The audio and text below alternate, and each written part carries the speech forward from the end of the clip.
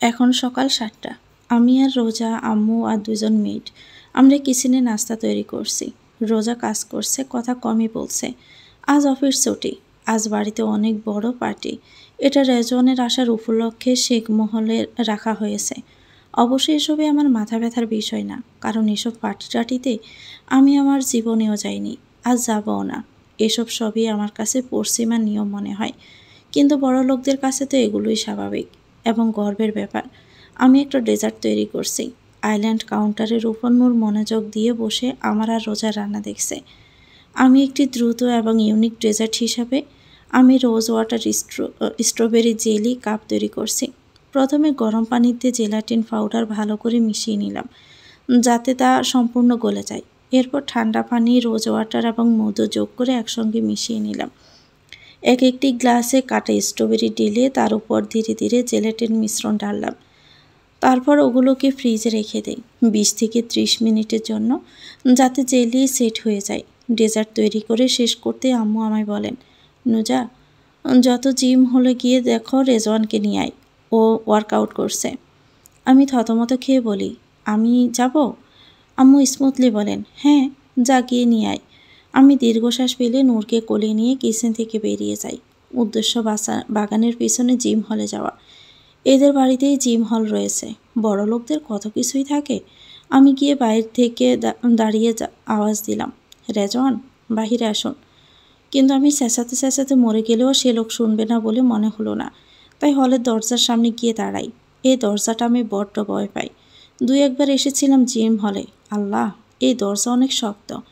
আর সত্যি বলতে লজ্জার হলেও কাছের দরজাগুলো আমি অত সহজে খুলতে পারি না। শক্তি দিয়ে আমার কুলায় না আর কি। আমি দরজাটা ঠেলে ঢুকতে চাই, কিন্তু পারি না। একটু সরাতে পারলেও ঢুকতে পারি না। অনেক শক্ত এই দরজাটা। আমি রেজওয়ানকে আওয়াজ দেই, রেজওয়ান, এটা খুলুন, আমি পারছি না। উনি কিছু মুহূর্ত পর এসে দরজা খুললেন। আমি ওনার পায়ের নিচ থেকে মাথা পর্যন্ত পরখ করে নিই। রেজওয়ান ঠিক এই মুহূর্তে এক হিউম্যান পার্সন অফ আর্ট মনে হচ্ছে আমার কাছে, কেন জানি। জিম সেশন শেষে ঘামে ভেজা গায়ে টি শার্টটা ওনার অ্যাথলেটিক বডির সঙ্গে এমনভাবে লেগে আছে, মনে হচ্ছে একদম স্কিন ফিট। গ্রামের চিকচিকে জিলিক জাউলাইন থেকে ঘাড় গেয়ে গড়িয়ে পড়া ছোট্ট এক ফোঁটা পানি, সব কিছু মিলিয়ে ওনাকে দেখে মনে হয় ভিজুয়াল কোনো স্লো মোশন রিল চলছে আমার চোখের সামনে। ওনার পরনে সাদা হাফ ট্রাউজার, বর্ষা পা ঘামে ভিজে কালো লোমগুলো গাঢ় হয়ে উঠেছে। বর্ষা একদম ক্লিন শেভ করা মুখটা অল্প লালচে হয়ে আছে ওনার। ওনার নীলচে চোখে হালকা ক্লান্তি, কিন্তু সেই দৃষ্টিতে এক ধরনের রাবসাম।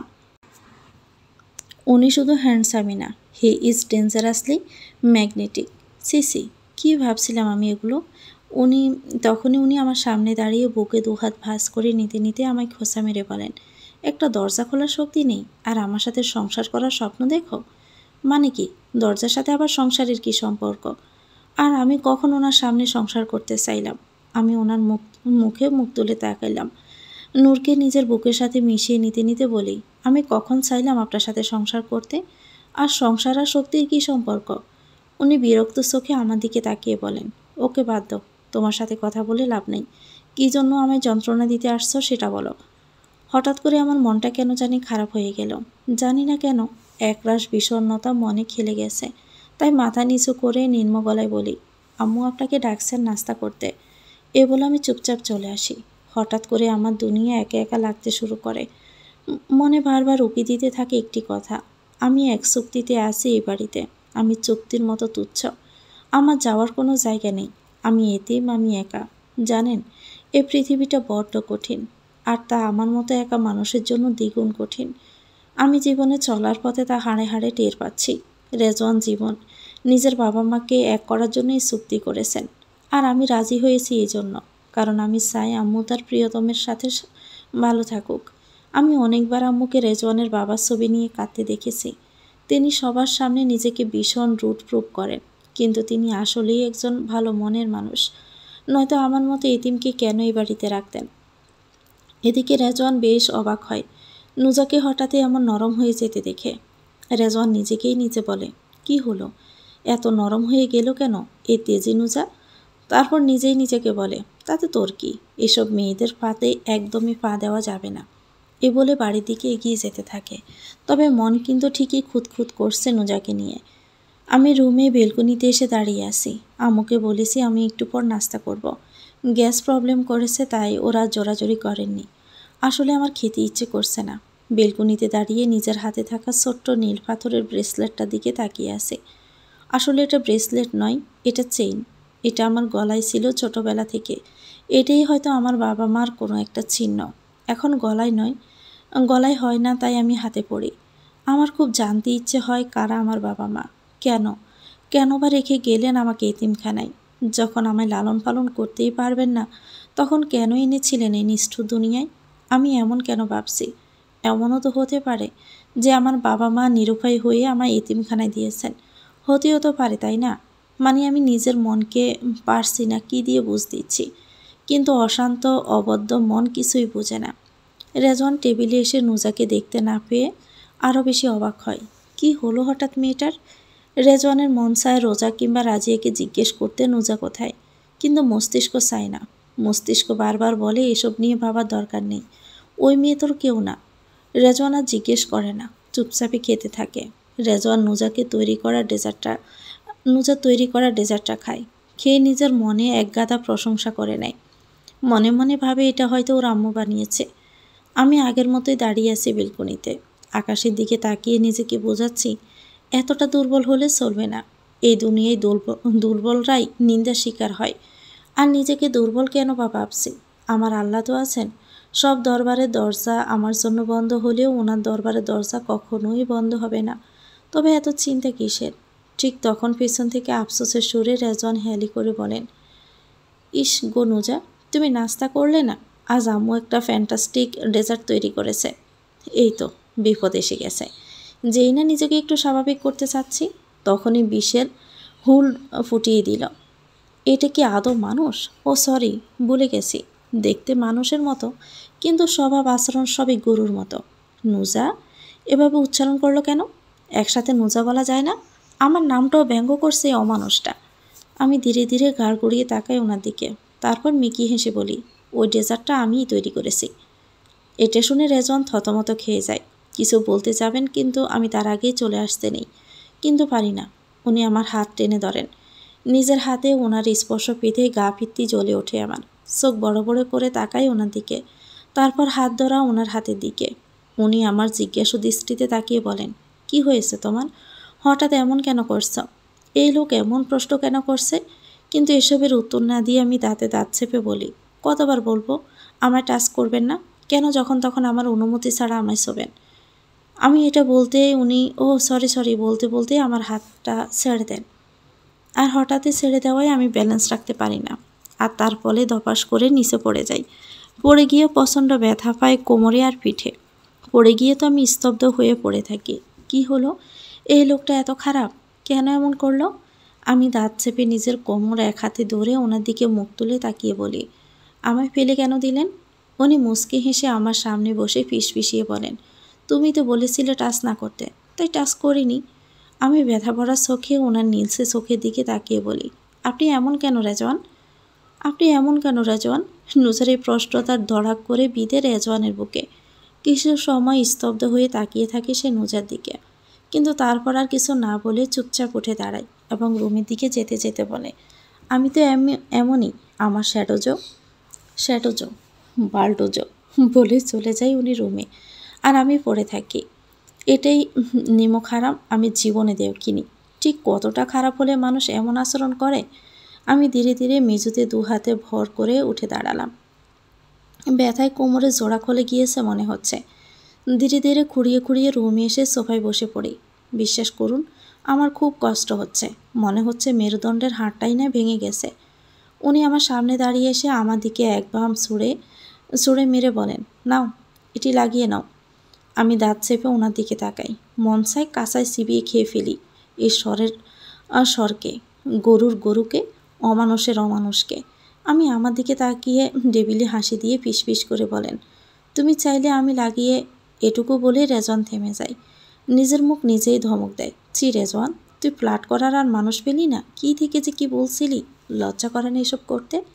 আমি ওনার কথা শুনে চোখ বড় বড় করে তাকিয়ে বলি, কি বললেন? উনি এদিক ওদিক তাকিয়ে এমন ভাব করে যেন এইমাত্র পৃথিবীর বুকে অবতরণ করেছেন।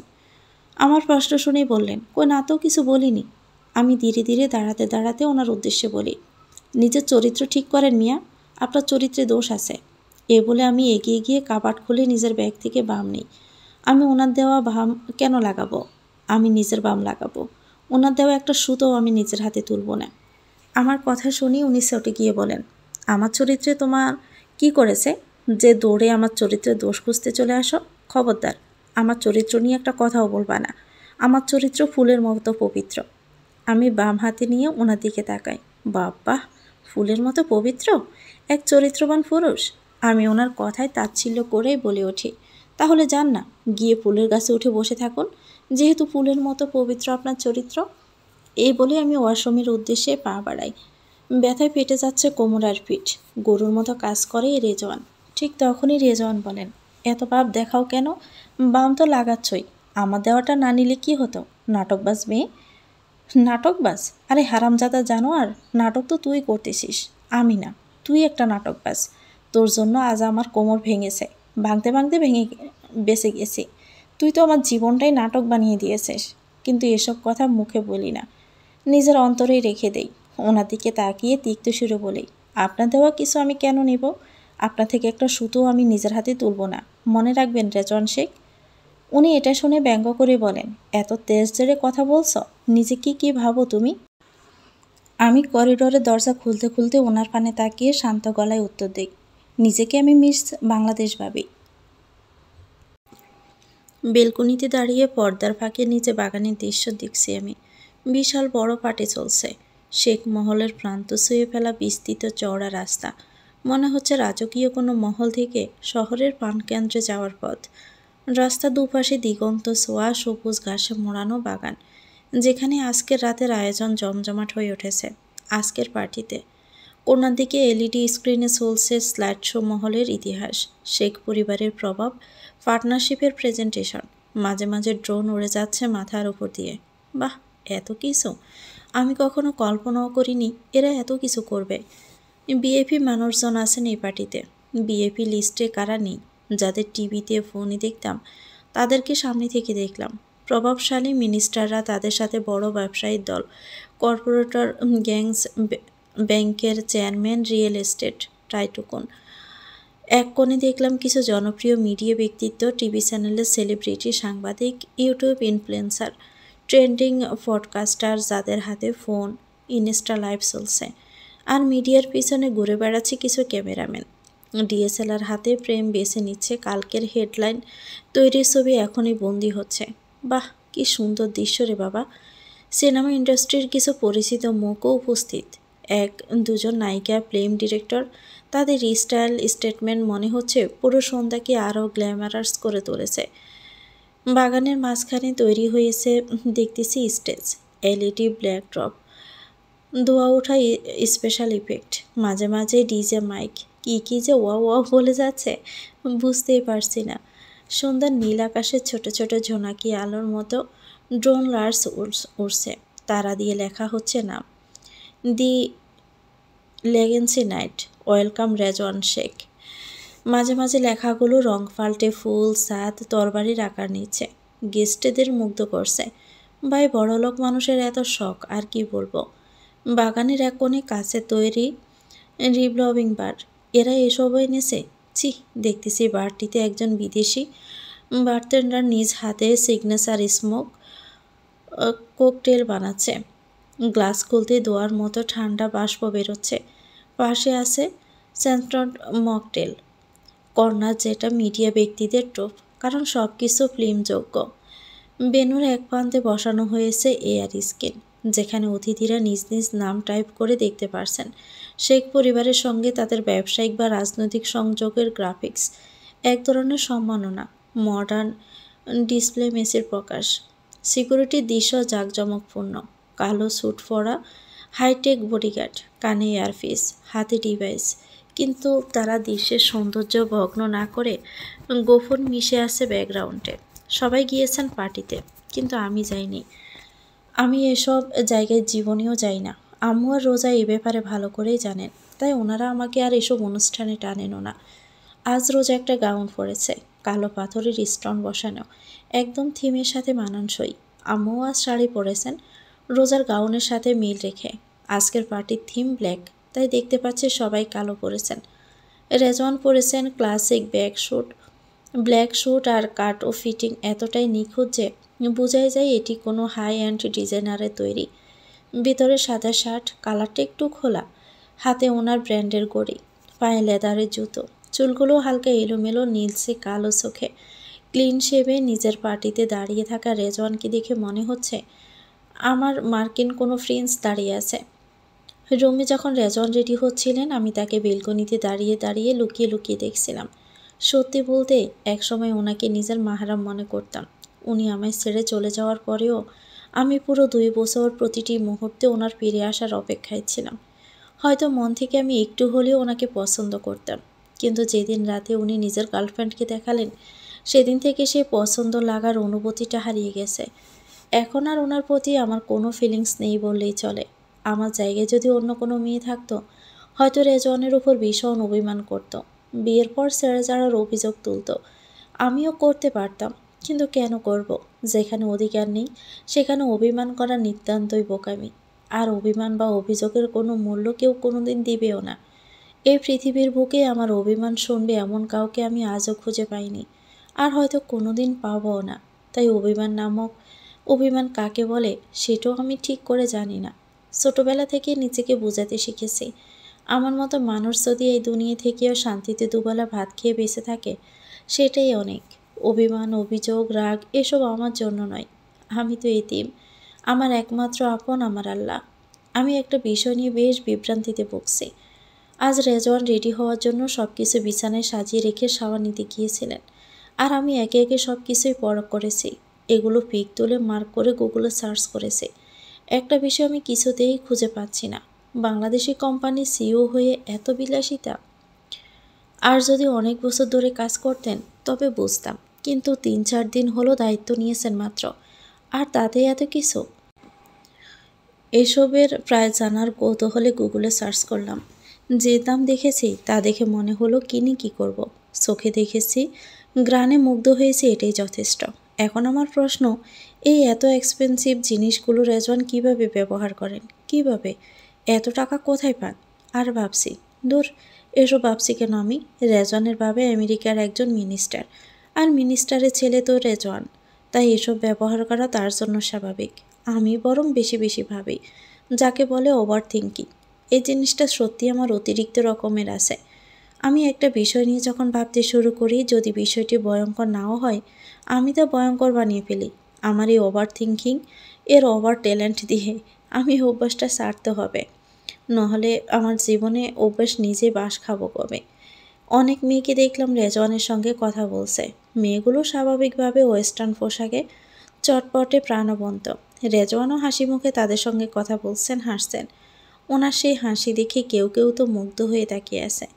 এখন আর এসব দেখতে আমার ভালো লাগে না, তাই চুপচাপ বেলকনি থেকে রুমের দিকে পা বাড়ালাম।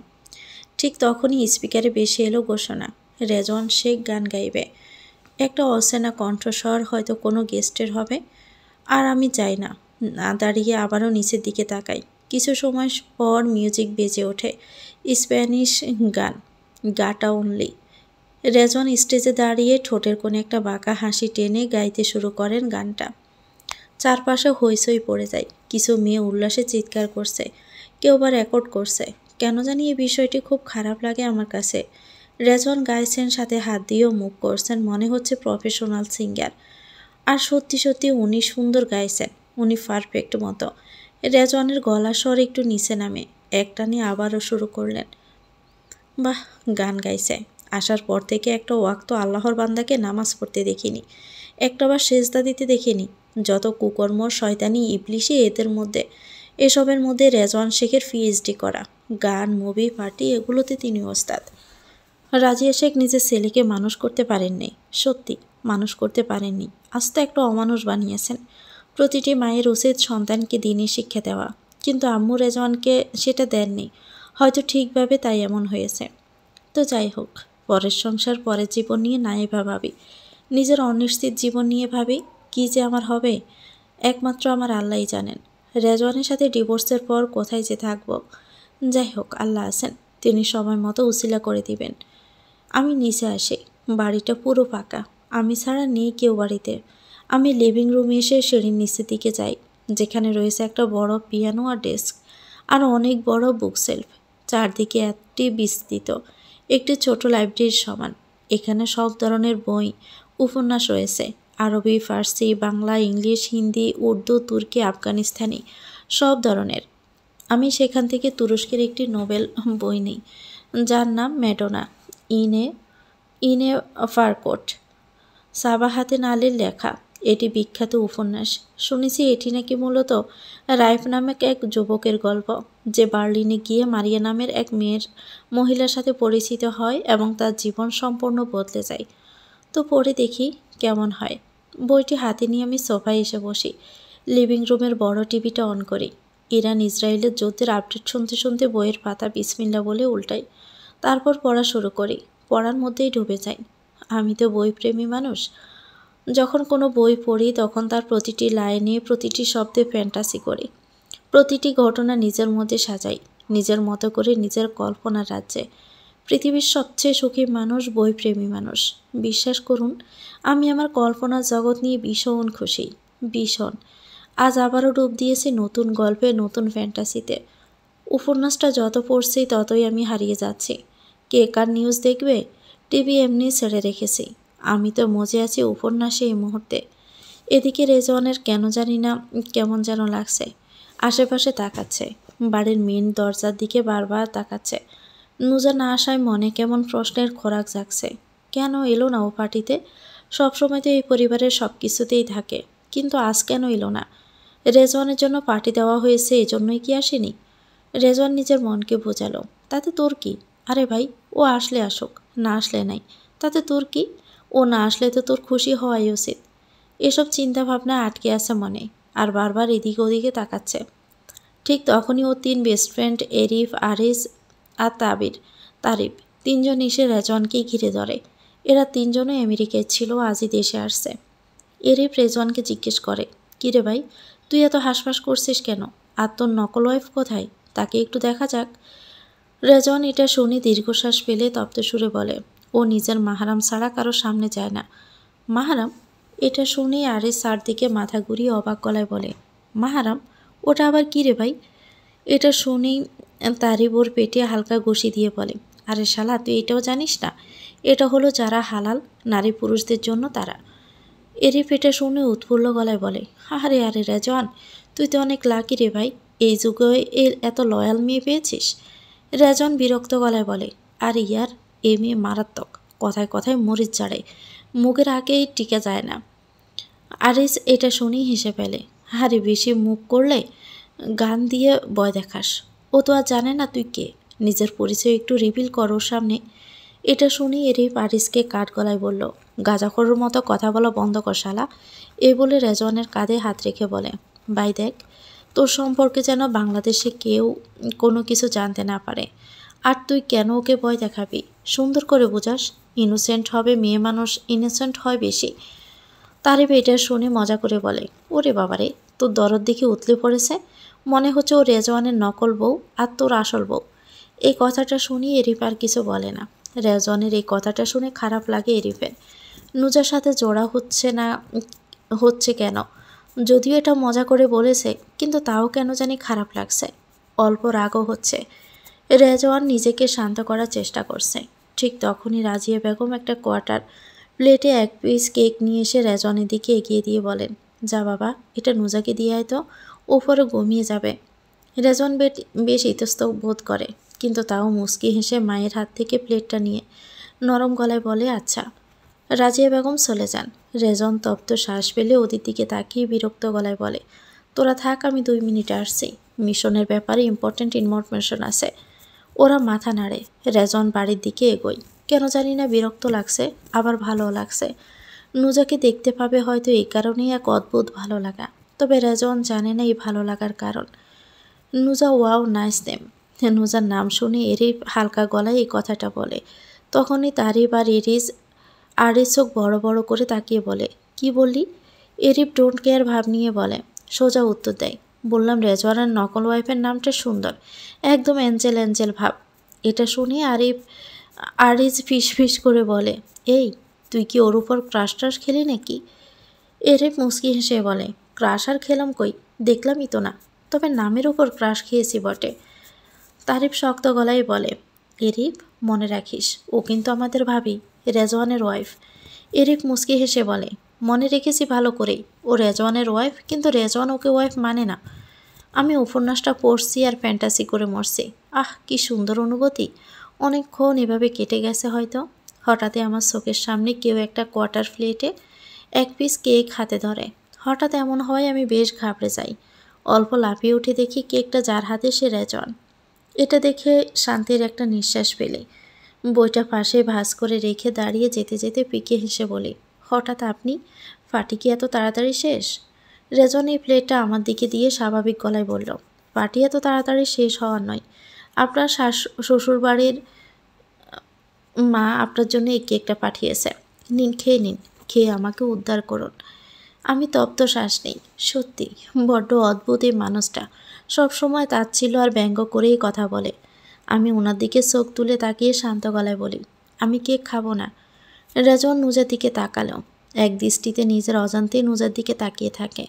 নুজার পরনে হাঁটুর নিচ পর্যন্ত সাদা একটি গোল টপস, সাথে কালো সালোয়ার, গলায় আর মাথায় ওড়না জড়ানো, তবে পুরোপুরি নয়। নুজার লালচে কালো হালকা কোঁকড়ানো চুলগুলো খোলা, যা একেবারে ব্রিটিশদের মতো, আর হাঁটু সুই সুই লম্বা। আরও সে অদ্ভুত সুন্দর চোখ, যা কখনো নীলসে মনে হয়, কখনো বা সবুজ, আবার কখনো বাদামি, তবে বেশিরভাগ সময় নীলসে লাগে। এই মুহূর্তেও তাই মনে হচ্ছে। সব কিছু মিলিয়ে আজ ওকে দেখতে 90 দশকের কোনো ব্রিটিশ প্রিন্সেসের মতো লাগছে। রেজওয়ানের চোখ বারবারই নুজার দিকে চলে যাচ্ছে, আর নিজে নিজেকে বলছে, আরও একবার দেখি, তারপর আর না, আর একটা বার, শুধু আরেকটা বার। রেজওয়ান দাঁড়িয়ে আছেন আমার সামনে। আমার দম বন্ধ হয়ে আসছে। জানেন কেন? তার প্রকৃতি কারণ রেজওয়ান নয়, রেজওয়ানের সুদর্শন চেহারা। এই মুহূর্তে মন চাইছে খুব করে বলতে, রেজওয়ান, আপনি আর বাহিরে যাবেন না, ওই মেয়েদের ভিড়ে আর যাবেন না। আপনি নিশ্চিত? দাদার রাতের ঘুম অলরেডি হারাম করে দিয়েছেন, আর করবেন না। হয়তো আপনি এতক্ষণে কারো স্বপ্নপুরুষও হয়ে গেছেন। কিন্তু আফসোস, এসব কথা আমার মনেই মানায়, মুখে নয়। রেজওয়ানের দিক থেকে চোখ সরানো কেন জানি মুশকিল হয়ে যাচ্ছে আমার। এখন ওনার পরনে আর কোটটাই নেই। ওনার জিমে করা পারফেক্ট বডিতে সাদা ইন করা শার্ট, গলার অংশটা হালকা খোলা, কালো প্যান্ট, লেদারের জুতো, হাতে ওয়াচ। শার্টের হাতা কিছুটা গোটানো, বাস করে তোলা, চুলগুলো এলোমেলো অল্প, যাকে বলে messy hair with perfect order. সামনের কয়েকটা চুল কপালের উপর এসে পড়েছে। এতে ওনাকে আরও মারাত্মক সুন্দর লাগছে। সবচেয়ে সুন্দর ওনার চোখ আর ওনার হাসি, নীলসে কালো গহীন দু চোখ। এত সুন্দর কেন, এত গভীর কেন? ওনার ঠোঁটে বরাবরের মতো লেগে আছে হার্ট মেল্টিং হাসি, মানে উনি চোখ দিয়েও হাসছেন, আর সেই হাসি ঠোঁটেও নিখুঁতভাবে ফুটে উঠেছে। এই হাসির ফলে ওনার ঠোঁটের কোনায় খেলছে এক ঝিলিক রোদের মতো ডিম্পল। ওনার চোয়ালের হাড়ে হাসির চাপ এসে পড়েছে। ক্লিন শেপের গালে স্কিন টান টান হয়ে উঠেছে। মনে হচ্ছে কোনো পরীর স্বপ্ন থেকে পালিয়ে আসা কোনো স্বপ্নপুরুষ দাঁড়িয়ে আছেন আমার সামনে। এতটা নিখুঁত সুন্দর। দূর, কী যে সব অসহ্য জিনিস ভাবছিলাম। এগুলো তোরে যায় না নুজা, তুই রেজওয়ানের কোনো দিনই আপন হতে পারবি না। তাই এগুলো বাবা বাদ দে মা। উনি আমার দিকে কেক এগিয়ে দিয়ে ফাজলামি সুরে বললেন, নাও খেয়ে নাও, এত নাটক করো না, তোমার জন্য অনেক কষ্ট করে হেঁটে নিয়ে এসেছি। আমার ভীষণ বিরক্ত লাগছিল। একটা উপন্যাস পড়তেছিলাম, আর এরই মধ্যে যন্ত্রণার আগমন। ভাই যান না, চলে যান, আপনি আপনার পার্টিতে, আমায় আমার মতো উপন্যাস পড়তে দিন। তাই আমি তিক্ত সুরেই বলি, খাবো না, প্লিজ চলে যান। এটা শুনে রেজওয়ান ওই কেকের পিসটা নিজেই খেয়ে নেন। আমার জন্য কেক এনে নিজেই খেয়ে নিয়েছে। কত বড় রাক্ষস! একটু বিবেক বিচার নেই নাকি এই লোকের অন্তরে? উনি কেকটা খেতে খেতে বলেন, ইসগো নুজা, এই কেকটি অনেক টেস্টি ছিল, তুমি খেলে না? নুজা আবারও এইভাবে আমার নাম ধরে ডেকেছে। কত বড় ইতর যে মানুষের নাম নিয়েও এমন করে। আমি নিজের বুকে দুহাত গুজে নিতে নিতে বলি, এই কেকের স্বাদ কেমন তা আমি খুব ভালো করেই জানি রেজওয়ান। আমি ওনার নাম ধরে এভাবেই ডাকি। উনি ডাকতে পারেন, আমি পারি না। কিন্তু আমার এই ডাক শুনে উনি রেগে যান না, উল্টো অবাক হয়ে প্রশ্ন করলো, তুমি কিভাবে জানো? আমি হেসে উত্তর দিলাম, কারণ কেকটা আমি নিজেই বানিয়েছি। রেজওয়ান এতে হয়তো অবাক হন, কিন্তু ইগোর দৌড়ে সেটা আর প্রকাশ না করে প্রশ্ন করলেন, তুমি কেকও বানাতে পারো? আমি নির্লিপ্তভাবে উত্তর দিলাম, হ্যাঁ পারি। এতে রেজওয়ান হেসে বলে, তাহলে কেকের সব দিয়ে দাও, অনেক টাকা ইনকাম হবে। আমি মুচকি হেসে বলি, ধন্যবাদ সাজেশন দেওয়ার জন্য, কিন্তু আমার সব দেওয়ার প্রয়োজন নেই, আমার সব অলরেডি আছে, আর যা আমি অফিস শেষে ম্যানেজ করি। রেজওয়ান এতে মাথা নাড়িয়ে বলল, ওহো, এর জন্যই এত লেট হয় বাড়ি আসতে তোমার? নুজা আবারও আমার নামকে এভাবে ডাকলো। আমি রেগে ওনার দিকে তাকিয়ে কিছু বলতে যাব, তখনই সদর দরজা থেকে একটা ছেলের কণ্ঠ শুনি, যে হয়তো এদিকে আসতে আসতে বলছে, রেজ তোর ফোন কোথায়? আঙ্কেল তোকে কল করছেন। রেজ? বাহ, রেজওয়ান থেকে রেজ, বড়লোক মানুষের যে কত কি। সে লোকের ডাকে রেজওয়ান সঙ্গে সঙ্গে পিছনে ঘুরে ওদিকে তাকান, সাথে সাথে আমি ওনার পিঠের আড়ালে নিজেকে লুকিয়ে নেই। আমার কলিজা দগদগ করছে। আল্লাহ, তুমি আমার মান সম্মান বাঁচিয়ে দাও। আমাকে যদি এই হারাম পুরুষ দেখে নেয় তাহলে কি হবে? আমার জীবনে তো দাগ থেকে যাবে। আমি অশান্ত গলায় রেজওয়ানকে ফিসফিসিয়ে বলি, রেজওয়ান প্লিজ প্লিজ রেজওয়ান, আমাকে দেখতে দিবেন না, আমাকে আড়াল করে নিন। এতে রেজওয়ান ফিসফিসিয়ে বলেন, কেন? দেখলে কি হবে? এ মানুষ কি? দেখলে কি হবে মানে? কেন আমায় হারাম পুরুষ দেখবে? কিন্তু কোনো ধরনের রাগ না করে অনুনয়ের গলায় বলি, এতে আমার পবিত্রতা শেষ হবে, আমায় কোনো হারাম পুরুষ দেখে নিবে। নুজা এটা বলে তখনই ওদের থেকে দূরে তারি বেশে মুখোমুখি দাঁড়ায়। রেজওয়ানকে এভাবে দাঁড়িয়ে থাকতে দেখে ব্রু কুঁচকে রেজওয়ানের দিকে তাকায়। কিছু সময় পর বুঝতে পারে রেজওয়ানের পিছনে কেউ আছে, কিন্তু তাকে দেখা যাচ্ছে না। রেজওয়ানকে কিছু জিজ্ঞেস করতে যাবে, তখনই রেজওয়ান বলে, হ্যাঁ আমি আসছি, তুই যা, এখানে নুজা আছে, আর ও কারো সামনে আসে না। তারিফ এটা শুনে বেশ ইতস্ততে জমে যায়।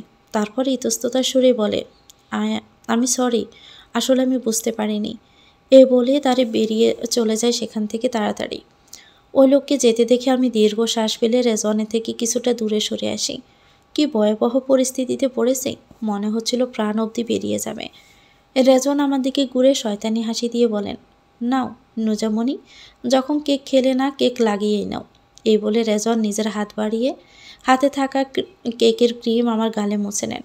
মানে কি, এই রেজওয়ান কি পাগল হয়ে গেছে নাকি? আমার তো শরীরের রগে রগে জট লেগে যাচ্ছে ওনার ছোঁয়ায়। কেন ছিল আমায় 100 বার না করার পরেও? মন চাচ্ছে তো থাপড়িয়ে ওনার সাদা গাল লাল করে দেই। গরুর গরু কোথাকার, অমানুষের মতো কাজকর্ম করে। আমি দাঁত চেপে কিছু বলতে যাব, তার আগে উনি প্লেটটা টেবিলে রেখে দ্রুত সেখান থেকে চলে যান। এখন রাত 11টা। আমি আর নূর সোফায় শুয়ে আছি। রেজওয়ান বাড়িতে নেই, পার্টিতে থেকে নাকি বন্ধুদের সঙ্গে চলে গেছেন। ভালোই হয়েছে, শান্তিতে তো ঘুমাতে পারবো এই এতক্ষণ এই আজাব ছাড়া। একটা অন্ধকার গোডাউনের অন্ধকার রুমে বড় লাইটের নিচে বসিয়ে রাখা হয়েছে একজনকে। ও চারপাশ ঘিরে দাঁড়িয়ে আছে 4 জন, রেজওয়ান, এরিফ, আরিজ আর তারিফ। বেচারাকে মারতে মারতে আধমরা করে নিয়েছে রেজওয়ান, কিন্তু যার জন্য মারছে তার থেকে কোনো উত্তর পাচ্ছে না। রেজওয়ান ওর কলার টেনে ধরে হুঙ্কার দিয়ে বলে, বল ম্যাপ কোথায়? ওই ম্যাপ কোথায়? তুই কার কথায় আমাদের সম্পদে হাত দিয়েছিস? বল বাচ্চা, বল। কিন্তু ওই লোক কিছুই বলে না। এতে রেজওয়ান ঠাস ঠাস করে 7 থেকে 8টা থাপ্পড় বসিয়ে দেয় ওর গালে। এতে এক একটা করে ও দাঁত খুলে পড়তে থাকে, থাপ্পড় দিয়ে দাঁত ফেলে দিতে থাকে, কিন্তু তারপরও সে বলছে না। এরিফ রেজওয়ানকে ওর থেকে ছাড়িয়ে নিয়ে অন্যদিকে নিয়ে বলে, ভাই কি করছিস? মেরে ফেলবি নাকি? মনে রাখিস, ও একজন প্রমাণ আর পথ। রেজওয়ান রাগ নিয়ে বলে, কি করব বল, কি করা উচিত আমার? আমি যত তাড়াতাড়ি চাই এদের ছাড়তে চাই, যার জন্য এসেছি সেটি নিয়ে চলে যেতে চাই। আমি আমার রাজ্যে, আমার দুনিয়ায়, কিন্তু পরিস্থিতি আমাকে এমন এক অবস্থায় দাঁড় করিয়েছে যে আমি কিছুই করতে পারছি না, কিচ্ছু না। রেজওয়ান দাঁড়িয়ে আছে রুমের বেলকনিতে। কিছুই ভালো লাগছে না ওর, সব কিছুই বিষাক্ত, বিরক্তিকর আর ক্লান্তিকর লাগছে। যাকে ওরা ধরেছিল রাগের মাথায় তো মারধর করেছিল, যে ছেলেটার অবস্থা খারাপ হয়ে যায়, শেষমেশ ওদেরই থেকে হাসপাতালে নিয়ে যেতে হয়। কিন্তু সে হাসপাতালে গিয়ে নিজেই গলার লকেটে থাকা বিষ খেয়ে আত্মহত্যা করে নেয়। রেজওয়ানের মন চাইছে নিজেকে থাপ্পড় মারতে। কি থেকে কি হয়ে গেল, সব কিছু এলোমেলো, দিশেহারা হয়ে গেল সে। সে তো শুধু আমেরিকায় ফিরে যেতে চেয়েছিল, কিন্তু ম্যাপটা ছাড়া সেটা সম্ভব নয়। এই দেশে ও আর থাকতে চায় না। সবাই ভাবে নুজার সঙ্গে বিয়ে হওয়ায় মায়ের উপর অভিমান করে দেশ ছেড়েছিল রেজওয়ান, কিন্তু আসলে তা একদমই মিথ্যে। রেজওয়ান রাগের অভিনয়টা করেছিল শুধু মাকে দেখানোর জন্য। সে অজুহাতে বাবার কাছে গিয়ে নিজের কাজে নিয়মিত হয়েছিল, নিজেকেই গুছিয়ে নিয়েছিল। কিন্তু এখন আবারও দেশে ফিরে এসে এসব প্যাসে জড়িয়ে গেছে। এইসব ভেবে ভেবে মনটা আরও ভার হয়ে উঠেছে। হতাশা মনে হচ্ছে গলা টিপে ধরছে। মন চাচ্ছে একটা সিগারেট ধরিয়ে একটু হালকা হতে, কিন্তু এসবের অভ্যেস যে ওর নেই, তাই চাইলেও পছন্দ করতে পারে না, ইচ্ছেও জাগে না। আমার ঘুম ভেঙে যায়। ধীরে ধীরে ঘুম থেকে উঠে বসি। নূরও উঠে যায়। ঘুম ঘুম চোখে চারপাশে তাকাই, এটা ওর অভ্যেস। ঘুম থেকে উঠেই এমন করে। চারপাশে তাকিয়ে আবারও ঘাড় কাত করে আমার উরুতে রেখে দেয় নিজের মাথা। আমি ওর পিঠের লোমের মধ্যে আঙ্গুল বুলিয়ে দিতে দিতে চারপাশে তাকাই। রেজওয়ান এখনও রুমে আসেননি। বেড ফাঁকা। লোকটা এত রাত অবধি কোথায় রয়েছে? গেল বা কোথায়? যাক, যেখানে ইচ্ছে যাক, আমার তাতে কি? আমি এসব নিয়ে কেন ভাবছি? এসব ফালতু চিন্তা বাদ দিয়ে ধীরে ধীরে উঠে দাঁড়াই। 3:10 হয়ে গেছে। টাইম আজ তাহাজ্জুদ পড়ে বিতির নামাজও পড়তে হবে। তাহাজ্জুদ শেষে আমাদের রাসূল সাল্লাল্লাহু আলাইহি সাল্লাম ও বিতির নামাজ পড়তেন। বেলকনির দিকে নজর যায়। বেশ ঘাবড়ে যাই এতে আমি, কারণ বেলকনিতে কারো ছায়া দেখতে পাচ্ছি। তাই পা টিপি টিপি সেদিকে যাই। ও আল্লাহ, এই তো দেখি রেজওয়ান দাঁড়িয়ে আছেন। এলোমেলো অবস্থায় শার্টটা এখন আর ইন করা নয়। দেখছি শার্টের হাতার বুতামও খোলা। আমি ওনার পিছনে দাঁড়াতে উনি আমার দিকে ঘুরে দাঁড়ান। চাঁদের আর লাইটের আবছা আলোতে আমি স্পষ্ট ওনার ক্লান্ত মুখটা দেখতে পাচ্ছি। এই প্রথম এত ক্লান্ত দেখলাম ওনাকে। চুলগুলো বড্ড এলোমেলো, মুখে বিভ্রান্তির রেখা, কালো নীলসে চোখগুলো বিরক্তির আর হতাশায় ডুবে আছে। ইস, কি হয়েছে ওনার? এমন অবস্থা কেন? আমি নিজেকে বেতরকার কৌতূহল নিয়ে জিজ্ঞেস করে ফেলি, কি হয়েছে আপনার? এত দেরি করে ফিরলেন যে বাড়ি? ব্যাস, আমার এই কথাটি বলা হয়তো সবচেয়ে বড় পাপ হলো। উনি এটা শুনে ধড়াস করেই বললেন, আমার কি হয়েছে হবে তা জেনে তুমি কি করবে? তোমায় কি কৈফিয়ত দিতে হবে নাকি? আমি বাড়ি দেরি করে ফিরলাম কেন এর জন্য? কথাটা খুব খারাপ লাগে আমার। আমিও বেশি বুঝি, কেন যে জিজ্ঞেস করতে গেলাম। সত্যিই তো, কেন বলবে উনি আমাকে? কি জন্য বলবে? আমি তো শুধু জিজ্ঞেস করেছিলাম মাত্র। এভাবে উত্তর না দিলেও তো পারত। আমি মাথা নিচু করে নিম্ন গলায় ছোট্ট করে বলি, সরি। আমি এটা বলে রুমে চলে আসি। উদ্দেশ্য অজু করা। ফুরফুরি মনটা বিষাক্ত হয়ে গেল। কেন যে এদিকে বেহায়ার মতো গেলাম আমি? আমি সত্যি একটা বেহায়া। তবে কথা দিলাম, এমন কিছু দ্বিতীয়বার হবে না ইনশাল্লাহ। আমি আর জীবনেও ওই লোকের কিছুতেই কথা বলবো না। নিজের রাগটা কন্ট্রোল করতে পারছিল না। এরই মধ্যে নুজার প্রশ্ন। বিরক্ত হয়ে এমন উত্তর দিয়েছে। রেজওয়ান দীর্ঘশ্বাস ফেলে রুমে আসে। দেখে নুজা নামাজ পড়ছে। ওর বিড়াল জায়নামাজের সামনে প্রান্তে বসে ওর মুখের দিকে তাকিয়ে আছে। এই নুজা আর নূরকে একসাথে দেখলে রেজওয়ানের মনটা হালকা হয়ে যায়। ভিতরে 100টা হতাশা রেখেও রেজওয়ানের ঠোঁটে অজান্তে এক তৃপ্তির হাসি ফুটে ওঠে। রেজওয়ান দীর্ঘশ্বাস ফেলে চুপচাপ ওয়াশরুমে চলে যায়। উদ্দেশ্য একটা হট শাওয়ার নিয়ে নিজেকে রিফ্রেশ করা। ওয়াশরুমে যাওয়ার জন্য করিডোরে দরজা খুলে ঢোকার আগে রেজওয়ান আরও একবার নামাজে দাঁড়ানো নুজের দিকে তাকায়। নিজের অজান্তেই তাকায়।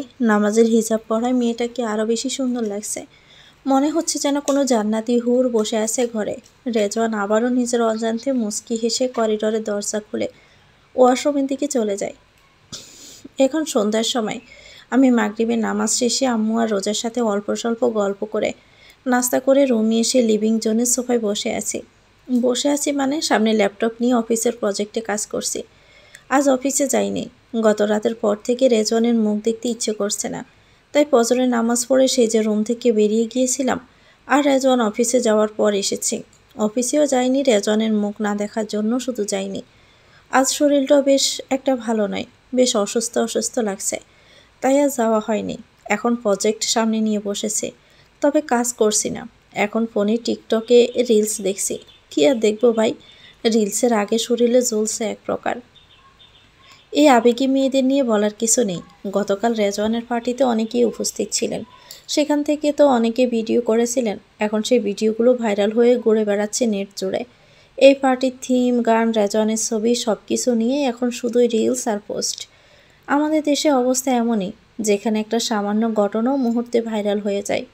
রেজওয়ান যে গাটা অনলি গানটা গেয়েছিলেন, সেই গান নিয়ে রিলসের আজ কোনো শেষ নেই। কেউ লিখছে, রেজওয়ান শেখের মতো গান গাইতে না পারলে বিয়ে ক্যান্সেল। আবার কেউ বা লিখছে, আমার নায়ক তো রাজিয়া শেখের একমাত্র পুত্র। এরকম নানা আজগুবি পোস্টে ভরে গেছে পিঠ। আজকের দিনে শুধু রেজন শেখ এটাই দেখছি। আসলে এই ধরনের ভিডিও বা রিলস কোনো সচেতন মানুষ পোস্ট করে না। এইসব করে ওই ক্লাস 6-7-এ পড়া কাঁচা বয়সের মেয়েগুলো। বাবা মা নিজেরাই ফোন তুলে দেয় হাতে বাচ্চাদের, আর এরপরে শুরু হয় এসব কাণ্ড। বয়সটাই যে এমন, আবেগে ভেসে যায়, বুঝে শুনে কিছু না করেই শেয়ার করতে থাকে। তবে দোষ কি পুরোপুরি এদের? না, আসল দোষটা বাবা মায়ের, যারা এত অল্প বয়সে সন্তানদের হাতে স্মার্টফোন তুলে দেন। তারাই তো নিজ হাতে এদের শৈশবটা নষ্ট করে দিচ্ছে। টিকটক নির্মাতা নিশ্চয়ই ভাবেননি তার বানানো অ্যাপটা এমনভাবে ব্যবহার হবে, মানুষ যাতে কাজ শেষে একটু বিনোদন পায়। সে ভাবনা থেকেই তো এই অ্যাপ বানানো হয়েছিল হয়তোবা। কিন্তু এখন দেখা যাচ্ছে কি, আমাদের দেশের অনেকে তো কাজকর্ম ফেলে রেখে শুধু টিকটক আর রিলস নিয়েই পড়ে আছে। কেউ তো এটাকেই পেশা বানিয়ে ফেলছে। হায়, এইসব দেখে শুধু আফসোসই হয়। এ দেশের ভবিষ্যৎ নিয়ে সত্যি চিন্তিত হয়ে যায়। যখন বিশ্বের অন্যান্য দেশে নতুন নতুন প্রযুক্তি আবিষ্কৃত হচ্ছে, মানুষ রোবট বানাচ্ছে, কৃত্রিম বুদ্ধিমত্তা দিয়ে সমাজকে এগিয়ে নিয়ে যাচ্ছে, ঠিক তখন আমাদের দেশে কি হচ্ছে? ঠিক তখন আমাদের দেশে জন্ম নিচ্ছে একের পর এক ক্রিঞ্জ টিকটকার, যার অদ্ভুত অঙ্গভঙ্গি আর অর্থহীন কথাবার্তা দিয়ে রিল বানায়, যাদের কুকাণ্ডের শেষ নেই কোনো, যা মন চায় তাই নিয়ে ভিডিও বানায়। তারপর তারাই হয়ে যায় আজকের সেলিব্রিটি। দুঃখের বিষয় কি, আজকাল বিভিন্ন ইন্টারভিউ প্রোগ্রামে দেখা যায় বিজ্ঞানী, শিক্ষক, সাহিত্যিক নয়, বরং ডাকা হচ্ছে এসব ভাইরাল হওয়া মানুষদেরকে। তারা কি বলছে, কিভাবে বলছে, আদৌ বলার মতো কিছু আছে কি না, এসবই বিবেচ্যই না। আমাদের দেশে হাজারো প্রতিভাবান মানুষ আছেন, যারা বিজ্ঞান, প্রযুক্তি, শিল্প, সাহিত্য কিংবা অন্য কোনো ক্ষেত্রে বিশ্বকে কিছু দিতে পারেন, কিন্তু তারা মূল্য পাচ্ছেন না। কেন পাচ্ছেন না জানেন? কারণ তারা কাণ্ড করে ভাইরাল হন না, তারা মিডিয়ায় নাটকীয়তাকে খোরাক জোগান না, আর এর জন্যই ভাইরাল হন না। মিডিয়ার গুরুত্ব পাওয়া তো দূরের কথা, কেউ যদি কিছু নতুন উদ্বোধন করে সে খবরই আসে না। অথচ কোনো টিকটকার বিয়ে করছে, কার ডিভোর্স হয়েছে বা সন্তান আছে, জামাই শাশুড়িকে নিয়ে পালিয়েছে, এটা ওটা, এসব খবরগুলোই ব্রেকিং নিউজ হয়, ভাইরাল হয়, আলোচনায় হয়। অথচ সত্যি যদি বলি, তবে আমাদের দেশেও তৈরি হতে পারত স্টিভ জবস, বিল গেটস কিংবা মার্ক জাকারবার্গ। কিন্তু কেন হলো না? কারণ আমাদের শিক্ষা ব্যবস্থায় শেখানোই হয় না কিভাবে কিছু আবিষ্কার করতে হয়, বরং শেখানো হয় কবে, কে, কোথায় কী বানিয়েছে সেই সাল তারিখ মুখস্থ করতে। 10 বছর ধরে স্কুলে ইংরেজি গ্রামার পড়ি, তাও আমরা ইংরেজিতে 2-4টা বাক্য ঠিকভাবে বলতেই পারি না। অথচ আইএলটিএসে ভর্তি হয়ে 3-4 মাসের মধ্যে অনেকেই সাবলীলভাবে ইংরেজিতে কথা বলতে পারি। এর কারণ একটাই, পাঠ্যদানের কৌশল। স্কুলে যা শেখানো হয় তা বাস্তব জীবনের সঙ্গে খুবই কম সম্পর্ক রাখে। আমাদের দেশে শেখানো হয় শিক্ষাই জাতির মেরুদণ্ড, অথচ আমাদের শিক্ষা ব্যবস্থার নিয়মই মেরুদণ্ডহীন। এখানে শিক্ষার উদ্দেশ্য বুঝে শেখা নয়, নম্বর পাওয়া। আমরা পড়ি A+ পাওয়ার জন্য, পড়ি চাকরি পাওয়ার জন্য, নিজেকে কিছু গড়ার জন্য বা জাতিকে কিছু দেওয়ার জন্য চিন্তা মাথায় থাকে না। আর এই জন্যই প্রতিভাবানরা হারিয়ে যায় বা অর্থবহরা ভাইরাল হয়। দেশ উন্নত হবে কি করে যদি শিক্ষার ভিত্তি হয় মুখস্থ নির্ভর? শিক্ষা ব্যবস্থার উন্নতি চাইলে কি করতে হবে? দেশ এগোবে কীভাবে যদি মিডিয়ার নজর পড়ে শুধু বিনোদন আর গসিপে?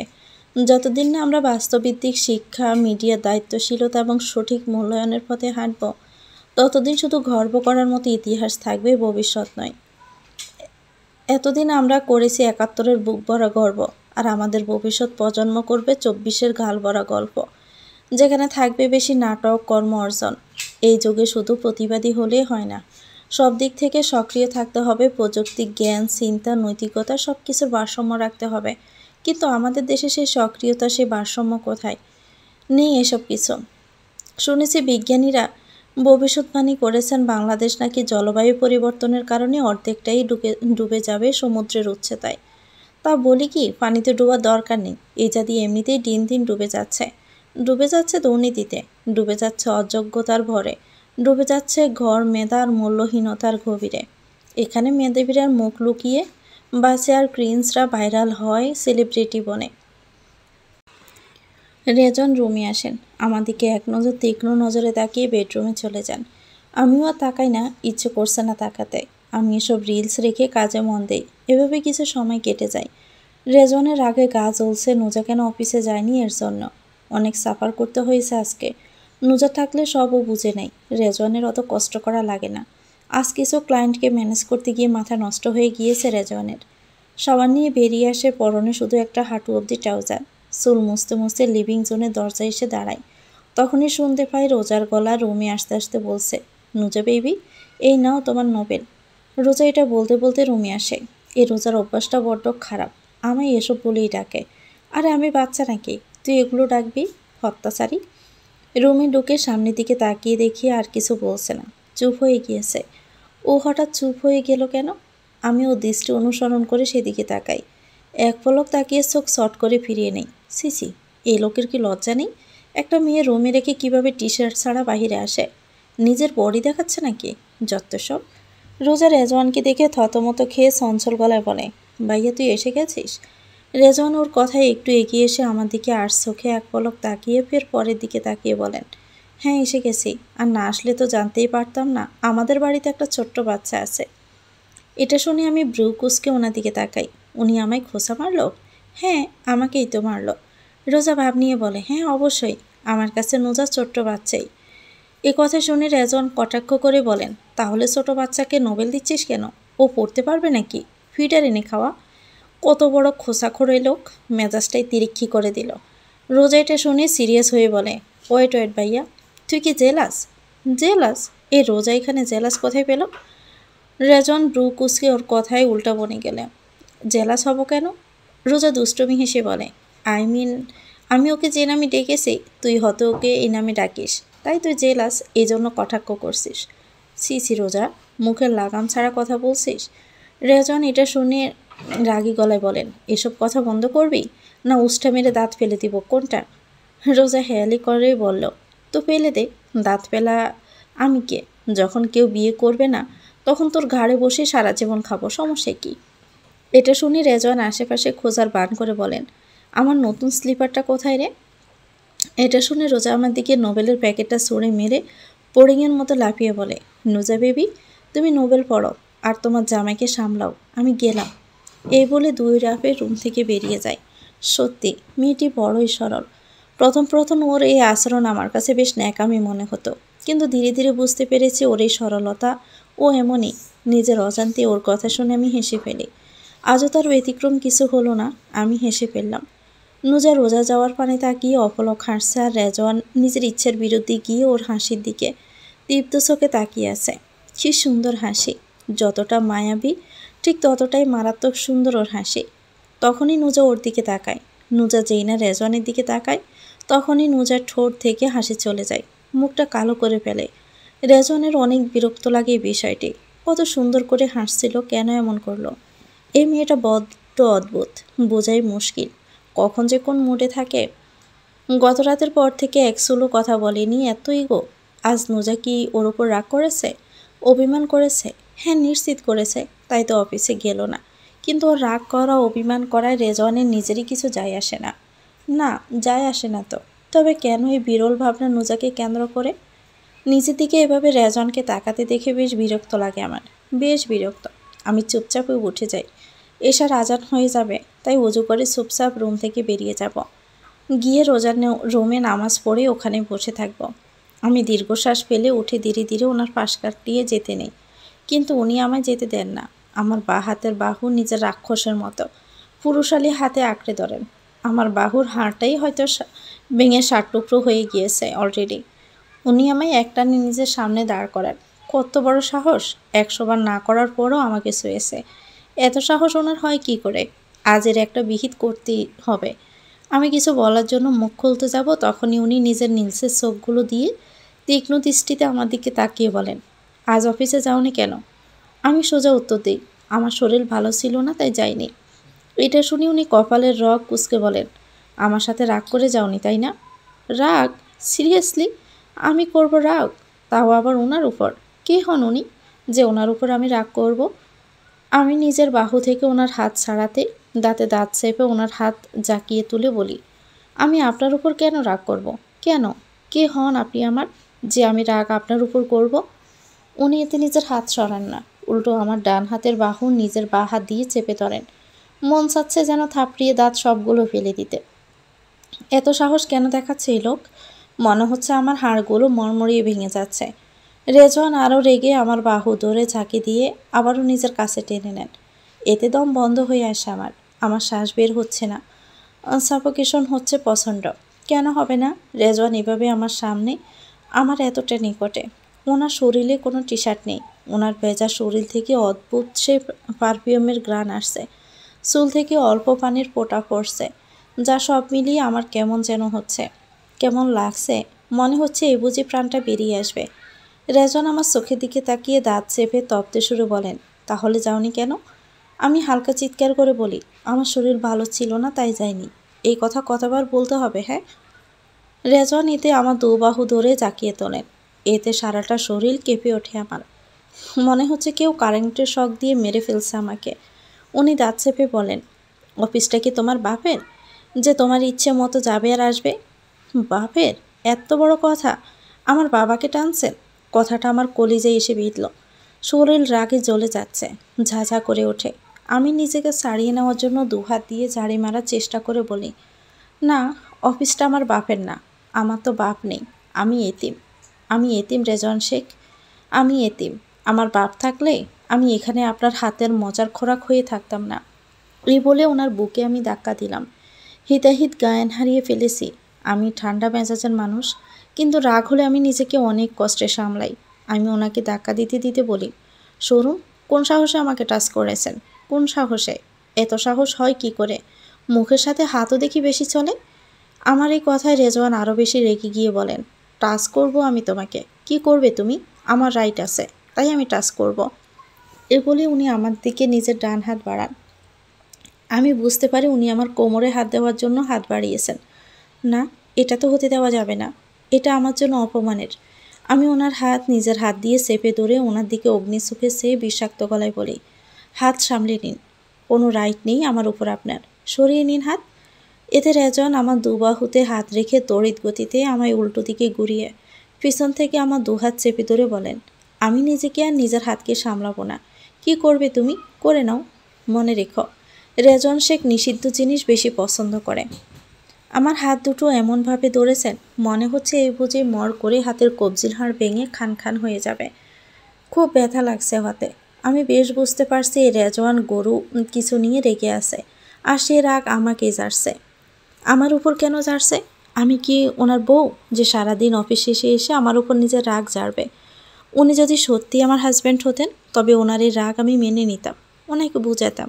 কিন্তু উনি যেখানে আমাকে ওয়াইফ হিসাবে মানেন না, তাহলে এখানে ওনার রাগ পাট আমি কেন সহ্য করব?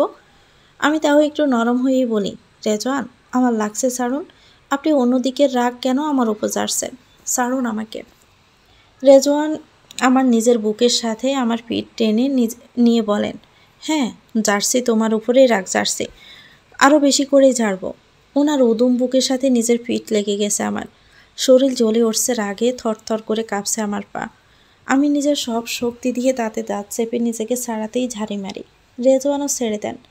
আমি ছাড়া পেয়ে ওনার দিকে ঘুরে কোনো কিছু না চিন্তা করে ঠাস করে একটা থাপ্পড় ওনার গালে বসিয়ে দেই। আমার নরম হাতের গরম থাপ্পড় খেয়ে রেজন তবদা খেয়ে দাঁড়িয়ে থাকেন। আমি গলার আওয়াজ বড় করে দাঁত চেপে বলি, কোন অধিকারে আপনি আমাকে টাচ করেছেন? কোন অধিকারে? হ্যাঁ, তাও আবার এত বাজেভাবে? হে রেজন শেখ, ভালো করে মনে রাখুন, আমি আপনার বউ নই। আপনি নিজেই আমাকে অস্বীকার করেন, তাই আমার সঙ্গে রাগ জোর দাব দেখাবেন না। আমি আপনার এসব রাগপাট একদমই সহ্য করব না। নিজের হাত আর মুখ সামলে নিন, এখনও যথেষ্ট সময় রয়েছে। রাগের মাথায় শর্ত দিলাম, কিন্তু এখন যদি উনি আমায় থাপ্পড় মারেন আবার, তবে বিষয়টি অপমানজনক হয়ে যাবে না? ইস, কেন যে নিজের রাগকে সামলাতে পারিনি। এই লোক নিশ্চিত আমাকে মারবে। রেজওয়ানের মতো মানুষ আমাকে ছেড়ে দিবেন নাকি? আমি ওনাকে একটা মেরেছি, এখন উনি আমায় পারলে 10টা মারবেন নিশ্চিত। কিন্তু উনি আমায় তবদা করে দেন, উনি আমায় মারেন না। রাগে লিভিং জোনের কর্নারে থাকা একটি ফুলদানিটা ধাক্কা দিয়ে ফেলে দেন, এতে বেচারা ফুলদানিটা ভেঙে যায়, আর রেজওয়ান সাপের মতো ফুসফুস করে বেরিয়ে যায় রুম থেকে। কি হলো? আমায় মারলেন না কেন? মারলেন না? সত্যি মারল না? সত্যি? আমি এর উত্তর কোথায় পাবো? কেন আমাকে মারলেন না? হয়তো আল্লাহর হুকুম, হয়তো আমার আল্লাহ আমার অপমানের হাত থেকে বাঁচিয়ে দিয়েছেন। আমি কিছু সময় রেজওয়ানের যাওয়ার পানে তাকিয়ে থাকি, তারপর দৌড়ে ওয়াশরুমে যাই। উদ্দেশ্য অজু করা, কারণ রাসূল সাল্লাল্লাহু আলাইহি সাল্লাম বলছেন রাগ শয়তানের থেকে, আর শয়তান আগুন দিয়ে সৃষ্টি, আগুন পানি দিয়ে নেভানো হয়। তাই তোমাদের কেউ রাগ করলে অজু করুন। তাই অজু করে নেই। যাক, রেজন লোকটা একটু হলেও ভালো আছে। আল্লাহ, কি পরিস্থিতিতে যে পড়েছি, ছি। তো ভিউয়ার্স, গল্পটির এটা দ্বিতীয় পর্ব। গল্পটির পরবর্তী পর্ব পেতে চ্যানেলটিকে সাবস্ক্রাইব করে আমাদের সাথে থাকবেন। ভিডিও ভালো লাগলে একটি লাইক দিয়ে দিবেন, কমেন্ট করে জানাবেন কেমন লেগেছে। আল্লাহ হাফেজ, আসসালামু আলাইকুম।